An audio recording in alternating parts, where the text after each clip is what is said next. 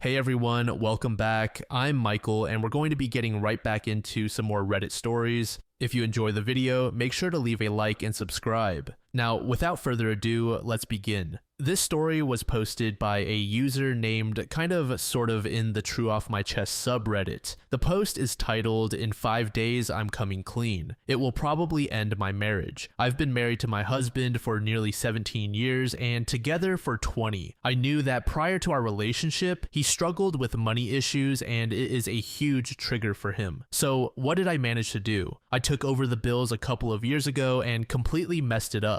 Credit card debt, juggling zero interest cards, all that jazz. My credit has been on a slow and steady decline. I've been trying to keep things out of his name so his credit is okay. I have so much guilt and shame. I was so stupid to let it happen. I used shopping, expensive hobbies, and poor financial habits as a way to cover up my anxiety and depression. I lost my mom, we've had a lot of medical debt, travel for my mom and medical reasons, etc. None of those things are excuses for lying to him though. I am so overwhelmed and guilty. He has no idea. On Friday, we are going to sit down to review finances while our kids are at school, and I am going to come clean. I have no idea how he is going to react. It might be bad, divorce, but even in the best case scenario, he is never going to trust me again, and I don't deserve his trust. He didn't deserve any of this. I have totally betrayed his trust, and it keeps me up at night. Part of me is ready to come clean and be honest. The other cowardly part of me wants to keep up the charade. I am finally going to be brave and be honest. I feel sick. First, thank you to everyone who replied and messaged. I read every single one.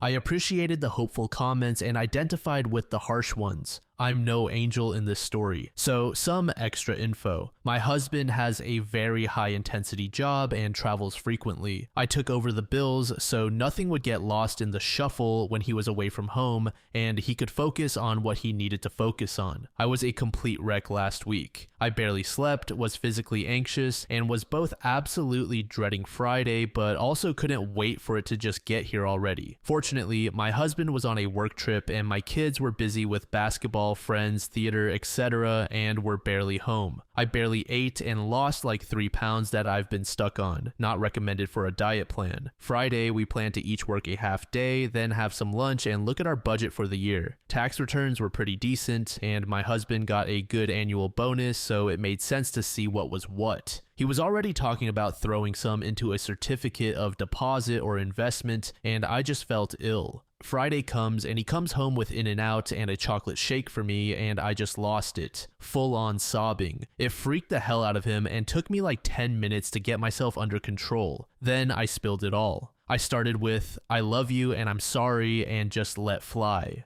That wasn't my plan. I had a whole thing written down to make sure I didn't miss anything, and it didn't matter at all. To his incredible credit, he just sat there in shock and listened. Then he definitely underreacted and went directly to "we'll fix it together" mode. He wanted some time to absorb what I'd said and then wanted to work through our accounts one by one to see what was actually up. He wanted to do this alone, then we'd come up with a plan. I let him be and just did some cleaning and laundry. After maybe 45 minutes, I heard him leave the house with a door slam. I wasn't about to chase him down after he asked for space to process. I did look at the computer and it was a list of all our outstanding balances. To everyone guessing figures, here you go. I assumed it would be $60K based on my rough math, but I had forgotten a couple I had on autopay. $96K in debt that he had no idea about. He messaged me a while later that he was going to stay by his mom's for the night and would be back to pack a bag, and that he would rather not talk yet. I respected that and made myself scarce. He came home the next day and we manufactured some time alone to talk by sending the kids out to run errands. The oldest can drive and loves any excuse. The heart-to-heart was basically this: I messed up royally here, but he shouldn't have checked out completely and let it get to this point. He is going to take over our finances. We're going to do a home equity line of credit or second mortgage for all the recurring stuff and buckle down hard. We will review everything together at least twice a month. We will do marriage counseling together. I agreed to absolutely every term and condition. I honestly thought he wasn't going to come back. Things are chilly at best right now, and I am so desperately sorry and sick over the hurt I caused. At the same time, there is a deep sense of relief that whatever happens, I'm no longer lying about it and everything is out in the open. Maybe he'll still decide that he can't move on, but I'm going to own whatever happens.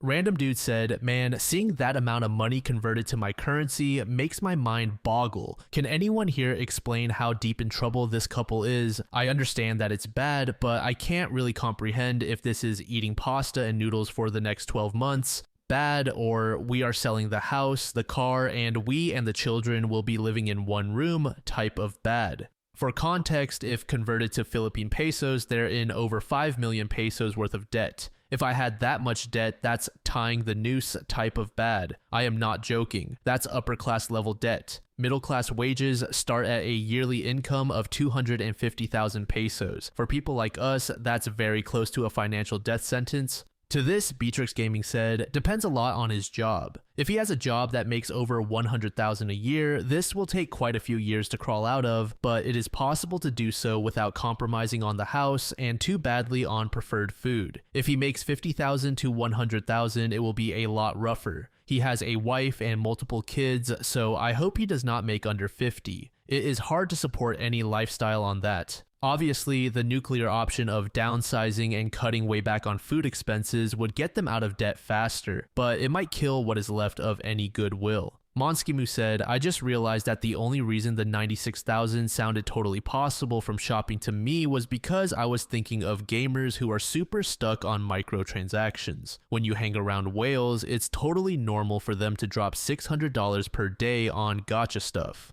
That's like a digital outfit for your little character. But somehow, I don't think this lady has sunk a lot of money on loot boxes.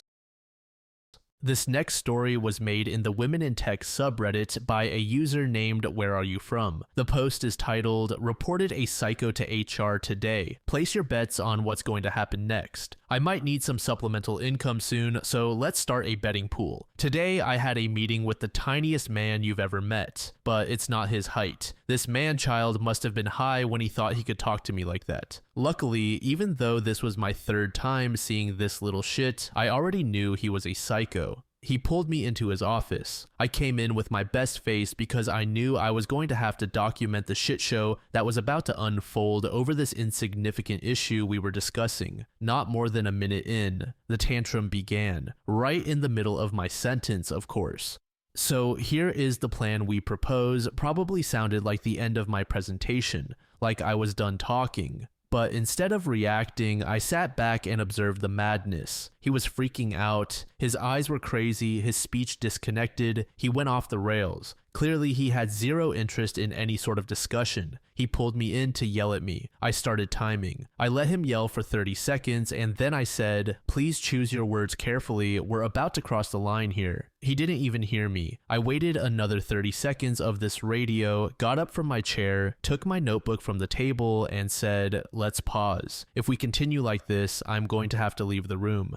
And in another 10 seconds, I said, I'm going to go now. As I walked out of the room, he yelled, what are you upset about? To my back. Reported. Here is the funniest part. He's not my boss. I don't even work for that company. He's a client, I work for a vendor. So this has a whole other level of complexity now. Bets start at $5. Update. So yesterday, I reported a client who yelled at me to my HR. Today is day 2 of the shit show unfolding. I sent a detailed report of what happened to my boss and HR and spent an hour on the phone with HR. The situation escalated because after I walked out of the client's office, he immediately messaged my boss saying that I need to be removed from the team. Mind you, I'm not billable. The client doesn't pay for me. The client Psycho and I are the same age, we make the same money, and we have the same number of people reporting to us. We're peers. I'm there to allow him to use my people for his workloads. Peers, but not in his eyes. So now my boss is like, oh, where are you from? What happened? Why did you walk out on him? He's generally confused, and so am I. I mean, I wrote the report in detail, but the why and what the hell happened remains unclear. So today we meet for lunch. My boss drives from another city to meet with me first and then go talk to the client Psycho. He keeps asking if I felt unsafe. I try to play it cool and say that I handled this to the best of my professional ability, but the more I think about it, I did feel physically unsafe. Of course I did. That's why I left. The room was quickly becoming a very bad place to stay. And now the kicker, this morning I realized all my clients' accounts were deactivated by the psycho. Maybe he did it right after the meeting, I don't know. By doing this, he very clearly is saying it's me or her. My boss told me he'll go talk to him, but worst case, I'm sure you'll have no problem finding a new job. So in his mind, it's as if I'm already gone. There was absolutely nothing I could have done differently or better. I did everything right at this job. I'm 1 month in. I just moved to a new city for this. Stay tuned. Update 2. Breakdown. They kept throwing money at me to take the role, bonuses, better conditions, I got to pick my own team, etc. I caved. I moved to a new city for this. I was supposed to be here for a year. I'm on site in the client's office working for a vendor. The vendor pays my salary, the client doesn't pay for me. 1 month into the job exactly, I walk into the client's office to present a solution from my team. He loses his mind. I'm 99% sure he was on drugs, he's just inadequate. Yelling, insulting, I leave his office. He deactivated my access and called my boss immediately. I am super confused. I meet my boss for lunch the next day. He tells me he knew this guy was crazy and that he does that sometimes. But he's a very important client, so my boss will try to smooth things over. So I was hired as a sacrificial lamb. My boss knew this guy was crazy, and he chose to hire a woman from another city to bring into his lap, where I know nobody, have zero support system, rejected another offer for this, signed a lease, and bought things. I kept a poker face during lunch, still hoping everyone would come to their senses. I didn't hear anything from anyone for a week. I sent an email on Friday asking what's up, that I made a long-term commitment to this company, and I'm holding space to resolve this peacefully. HR sent an email today at 9:40 p.m. to schedule a 15-minute catch-up tomorrow. Motherfucker. Update 3. Today. We'll see what happens tomorrow. The psycho yelled at me last Tuesday. I reported to HR the same day, had lunch with my boss on Wednesday, and then silence for a week until 10 p.m. last night when HR scheduled a 15-minute catch-up with me today. So, 5 business days since the incident. I spent the whole week reading laws and building my case, which now isn't just about me. There is me, of course, but I've identified a whole lot of serious violations in employment laws and vendor-client relationships in other things I've seen. My case only confirms the pattern, so I'm ready, and you wonderful ladies have given me so much ammunition as well as emotional support. Okay, I'm now playing strategically. Everything has been documented, and I mean everything, but how do I approach this call with HR? I'd really rather not get fired and deal with lawyers trying to prove my case against a $10 billion plus company. I get on the call and open with, "I'd like to record this call. Is this okay with you?"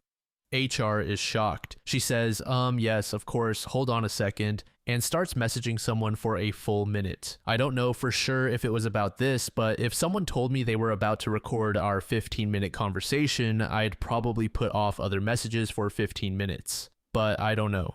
She's back. I say, yes, thanks for making the time, blah, blah, blah. I am very eager to hear which steps the company has already taken about the incident, which policies you typically follow, and what next steps the company is proposing here. I say proposing next steps strategically, so if she says they're going to fire me, I can be like, so they propose to fire me? No, I don't think so. She's shocked. She takes a pause and replies, "At this time, there are no other assignments for you here," which was probably her rehearsed opening to fire me. And I say, "Oh, okay, so I'm off the account officially and you're looking for other assignments for me?" She says, "Yes." Silence. Then I had to choose whether I wanted to bring up all the violations, all the promises they made when I started, how uncool and unfair this is, and how terribly they're handling it. But I decided to smooth it out. I went personal. I said to her, "Listen, I just want to understand what to do right now. I had meetings scheduled with other client contacts this week. I have projects in progress. I had a new employee start on my project yesterday, 2 more starting next week. Am I still doing anything for that, or should I stop? Because I'm still involved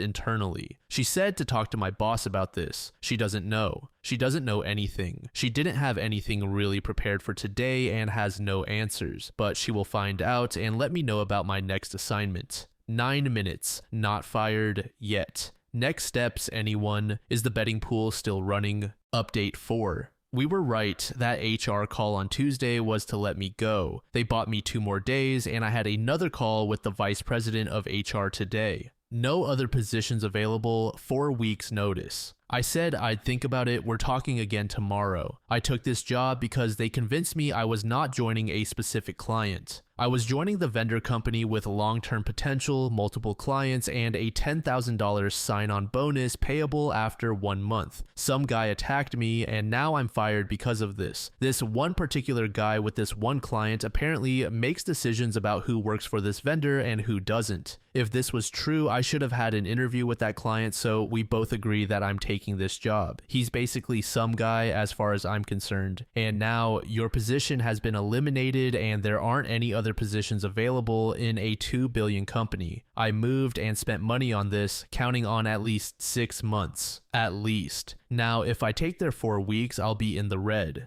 Between what I already spent, moving to another city, breaking my old lease, flight, and this new lease that will cost me 2 months rent to break, it takes 3 months of interviewing to land a job in my role. That's how long it took with this company too, and they know it. Fun fact, another law firm rejected my case today and told me that technically in North Carolina, they don't even need to notify you that you're fired, they can just ghost you on the spot, and that's perfectly legal. And unless you're a protected class, no one will take your case. So I don't even know if I have leverage anymore. I've technically only done 4 weeks of work here. The work was good and I had fast results, but still. A day before the incident, my boss and I outlined a 12-month plan for me. It's 100% because of the incident. Nothing else has changed. Update 5. Reported the psycho to HR, day 8. We have started a war. After receiving my termination notice yesterday with a 4-week severance offer, my company's stance became clear. Here is the email I sent to the vice president of HR this morning. Dear HR lady, thank you for meeting with me yesterday. I also wish it had been under different circumstances, but to be honest, our call left me in shock. I'm asking you, human to human, woman to woman, if there's anything at all you can do to influence the company to do the right thing, please tell me I can count on your support.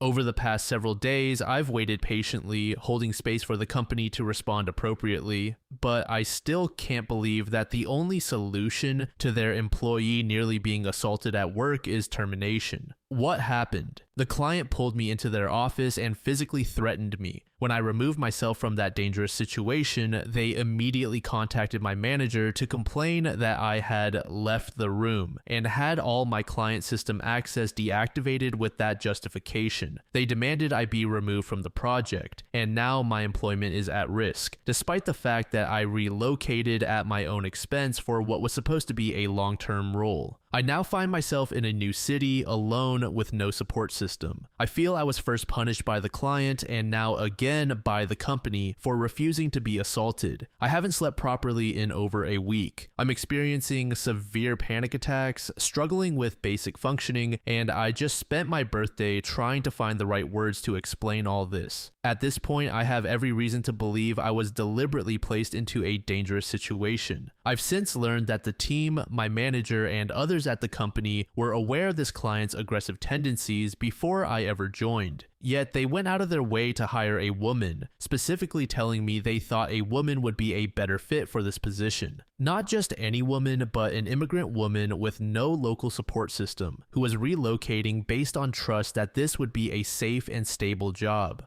When I asked my manager directly, before ever meeting this client, what the relationship had been like over the past year, I was told he didn't want to give me preconceived notions and that I should go find out for myself. I was also told this client is very important and we must do whatever it takes to keep them happy. Ongoing harm. Should I now be on the lookout for further retaliation just for protecting myself? So far, I've been verbally attacked, physically threatened, and deeply humiliated over the company's silence. And now they're preparing to put me into financial instability as well. I'm even requesting extra locks on my apartment door, but am I safe to go outside at all? This all makes me question the legitimacy of my offer in the first place, because this really is starting to look like constructive fraud in recruitment. Was this job ever intended to be long-term, or was I, like another colleague I've since learned about, placed on a 30-day trial without my knowledge? The promises that made me choose this offer were variety of opportunities with the company, long-term employment, no dependency on one client, a sign-on bonus to be paid after 1 month. Were any of these ever real? I made financial commitments based on them, including signing a 12-month lease after confirming multiple times that it was safe to do so. Just a day before the incident, we built a 12-month success plan with my manager, and I was already on track. An hour before the incident, I created a new sales opportunity. My feedback from both the internal team and multiple client contacts was consistently positive. So what's changed? It seems the only thing disqualifying me is my refusal to be assaulted at work. If that was a condition of the job, I should have been informed before signing. Smoothing things over? I appreciate the update about efforts to smooth things over, but I must ask, is that the official process? Was the client's HR even informed? What steps were taken? Because technically this incident may have violated vendor policy and even merits a police report, but I foolishly assumed the company would protect me. If the employment offer was real, if budget was allocated, if the bonus was meant to be paid, if the company does not condone violence against its employees, I ask you to demonstrate that now through your next steps. Finally, is there a line the company plans to draw with this client? When I heard "we'll do anything for the client," I naively assumed it meant as long as it's legal and ethical, because I would hate for anyone to think the phrase "we'd kill for your business" is meant to be taken literally, because you're about to kill me. Figuratively speaking, I hope. Which of words said, "This is not a best update at all, but unfortunately I believe every word of it." To this user, Turuyal said, "Every word of this post is why you literally couldn't pay me enough to move to, let alone work in, a red state. Just the lack of quality medical care makes it a non-starter. I feel sorry for this woman because from the way she described the position and her being an immigrant, she did everything right to protect herself. That is to say, if you were living in a properly civilized country." Cameron Bronx said, "OP is naive and delusional if she thinks that last email is going to mean anything to that company." To this, Frickson said, "Mentioning that he had discussed things with a lawyer got my dad 6 months of pay when they were offering 6 weeks. Though I hear Canada does have better worker protections, making a stink can often get you a bit more, even if it's something like 8 weeks. But I'm afraid the length and obvious desperation of the email will work against her." Thank you so much for making it to the end of the video, and thank you also to partner of the channel, Gamersupps. Use code DLAM to support the channel and get 10% off of your purchase, link in the description. I'm sure many of you like me have a hankering for daily caffeine, so go check them out. Lately, I've been a big fan of Titty Milk and Acid Rain, but they've got dozens of other flavors for y'all to try out. Anyway, thanks again for reaching the end, and I hope you all have an amazing passage of the next 24 hours.